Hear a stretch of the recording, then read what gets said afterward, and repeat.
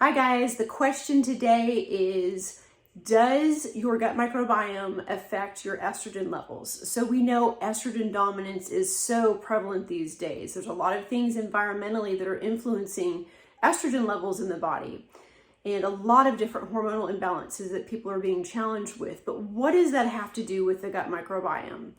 Well, it is a couple of different reasons that can be affected. So if you have any sort of hormonal imbalance and you have digestive issues going on, I just really want you to take note here of that connection and what can be done to help with that.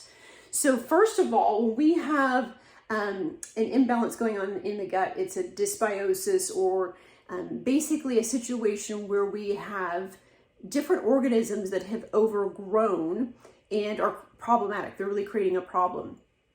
And as a result of this, a lot of times we see these two enzymes, beta-glucuronidase and sulfatase, become out of balance and create a situation where instead of the body being able to break down the estrogens that we are exposed to, it actually reabsorbs and recirculates in the body. And that really can be problematic because we're not removing them. So in the microbiome, if they're not being broken down, they're not basically being excreted by poop or pee. Some of the most common ways that the body would rid itself of some of these excess estrogens or these bad estrogens, or just estrogen in general that's the body typically would break down. And so that's what creates that estrogen dominant situation. So there is so much that can be done.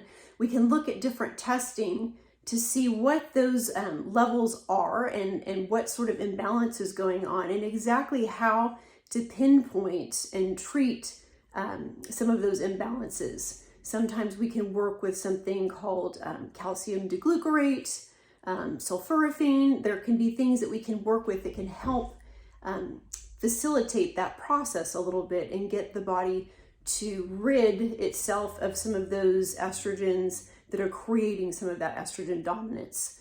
So we can do some gut testing, like the Gut Zoomer 3.0 that I've mentioned before can be very helpful at looking at some of those levels and what exactly for your particular situation would be the most helpful, instead of blankly just working with different supplements and kind of hoping for the best. So if you have struggled with hormone imbalances or gut issues or both of those together, just know that there is a direct correlation there and that those things really need to be addressed. The microbiome really needs to be addressed in order to get full resolution there. So if you're having irregular bowel movements, bloating, food sensitivities, all of that, it certainly can impact what's going on with hormone levels as well. So hope that was some helpful information for you.